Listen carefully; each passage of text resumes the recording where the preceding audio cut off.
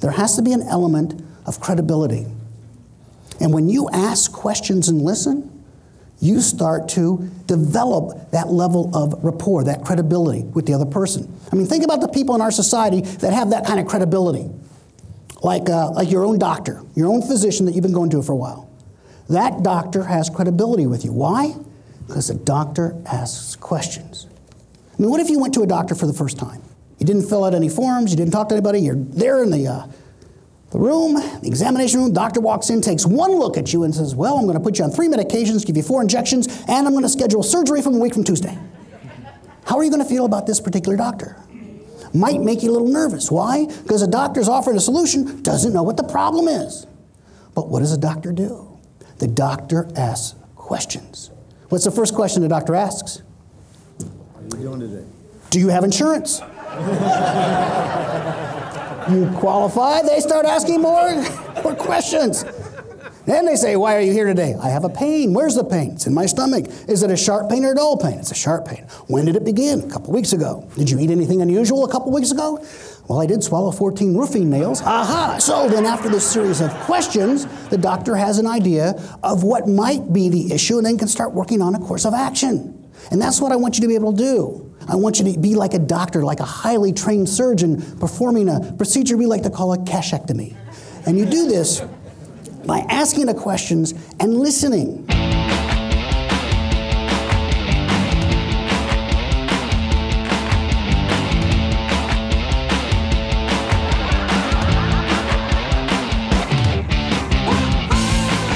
A few years ago, I was booked to do a program in Marco Island, Florida by the Sony Corporation. You may have heard of them.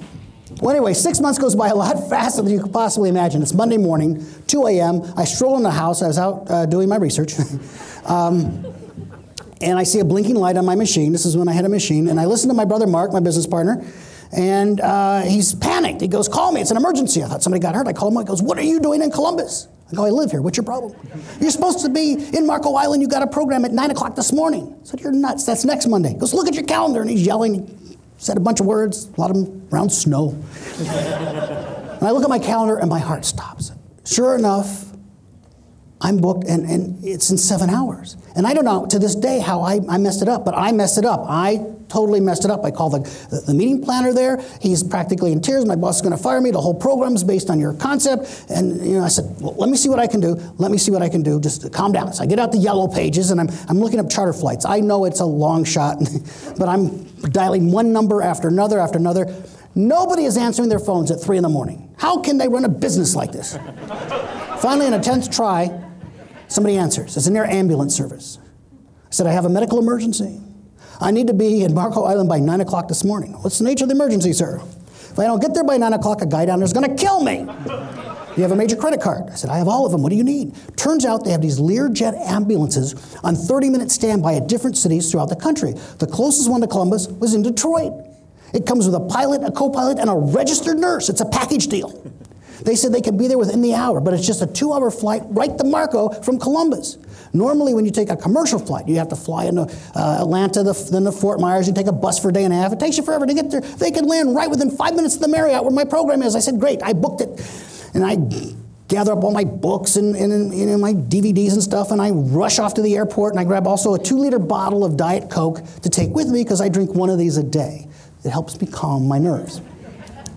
So here I am at the airport. Now we have maybe, an hour and a half before they're due to land. No, it's about 30 minutes. Excuse me, it's about 30 minutes before they're due to land. And I'm pacing back and forth, trying to figure out how can you make such a big mistake like this? And all my best friends are motivational speakers, and they give me all these positive affirmations to say, but somehow I go, you stupid, you idiot, you dummy. I know it wasn't quite working the way I thought. And I'm drinking this 2-liter bottle of Diet Coke out of the bottle because there's no cups or anything. So I'm just drinking this and, pacing back and forth. The plane finally lands. I'm still nervous. We get on board, we take off. 15 minutes into the flight, I just realized I drank a 2-liter bottle of Diet Coke. Now, this plane has just about everything you could imagine. It's a tiny little jet, but everything you can imagine except one thing. They don't expect their normal clientele to be able to get up and go. And I'm not their normal medical emergency, so there's no bedpans or containers on board, and I'm not going to survive another hour and a half. I'm already in severe pain. It's not like at 45,000 feet I just roll down the window. The nurse sees what's going on and says, I have a solution for you. Aha, thinking outside the box. Catheterization.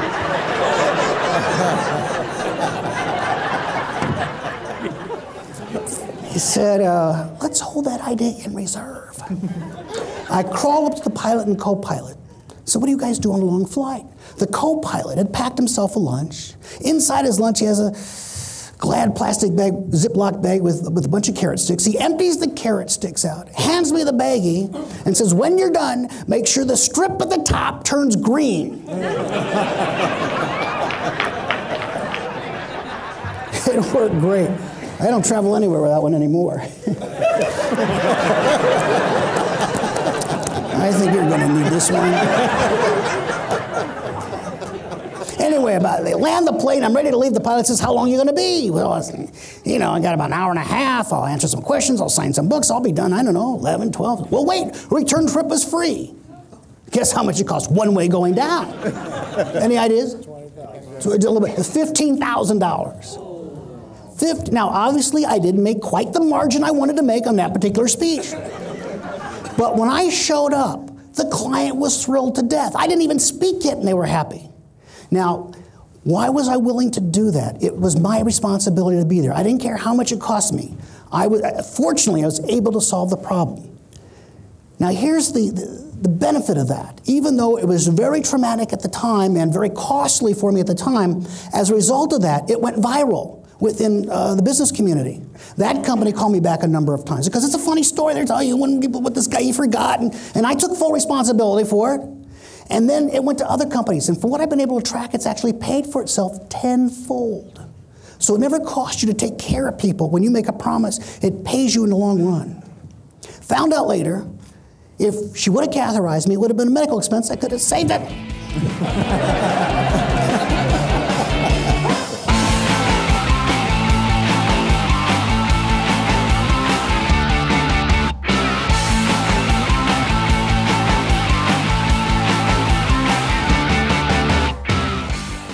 I think he's hilarious and fun. Very comical, but the comedy adds to the punchline. Learning by stories and his humor just makes it sink in a little more than if he's up there just being boring. The only way for me to get rid of my hot potato is to ask Travis a question. How you doing? Now I can get rid of it. Now it's hurting him. This is 350 degrees, it's burning, it hurts, it's hot. Now, in order for him to do this, he's got to do two things. One, he's got to answer my question. He can't ignore my question. He's got to answer it, and then he's got to follow up with a question. I'm good, how are you? Okay, notice he didn't take a lot of time. When this is hurting, we don't want to sit there and give you our life story. I'm fine, how you enjoying yourself? I'm free. So whenever I ask the question, the hot potato is on the other person. The whole idea is to keep it on the other person. The more you get them to talk, the more successful you will be. The one who will begin the exercise is the one who's better dressed. Okay, you figure that out. Now, grab something you can use for a hot potato, a soda, whatever you have. You can use mine, that's fine. Just don't drink out of it. Now, listen up. Now here's it. I'm going to give you some more instructions. Now I'm going to say go, and I'm going to say stop. When I say go, the person's better dressed. Obviously, in your case, you are. Okay, so use my book. Okay, fine, you can rent that. Now, so you will start by, have you been on any vacations lately? No, I haven't. Have you? It goes back and forth, back and forth. This is going to go on for a minute. And when I yell stop, the person holding the hot potato loses.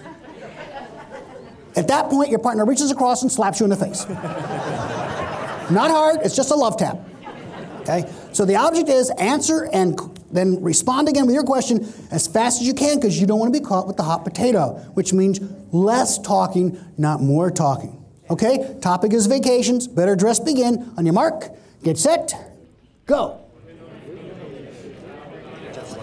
Jeff is amazing. He is hilarious. Oh, he's dynamic. He's great to the T. He gives us some great information, some great tips, something we can take home with us. There's been 4 or 5 great ones that I've written down. Really, really valuable content. Thinking outside the box. Ways that David can slay Goliath. Really powerful stuff. I have to tell you, I can really relate to him. Where he comes from, what he's done in his life has really been something that I personally could relate to.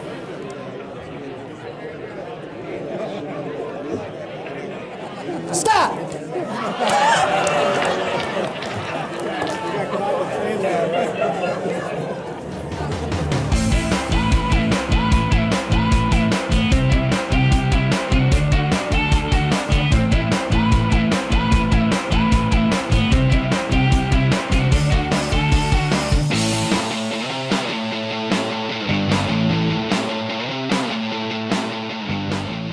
we listen, we gather the information. That information gathering is critical. Matter of fact, there's a technique you can use that allows you to gather a lot of information, and it's real easy.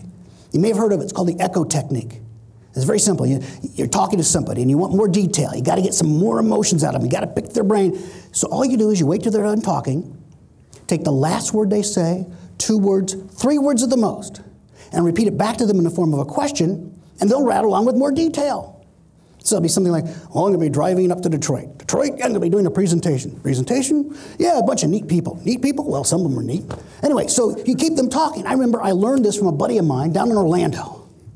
Taught this to me years ago. And I was so excited, the echo technique. I'm looking for someone to practice on. And I'm flying back to Columbus, and I remember my girlfriend is going to pick me up at the airport, who later became my wife.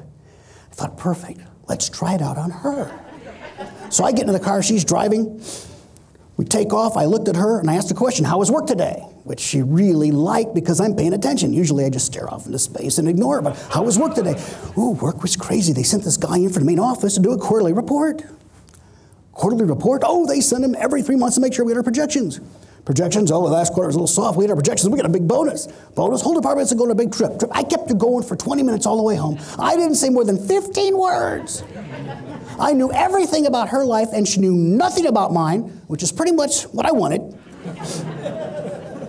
She thought I was the most warm, sensitive, caring individual in the world.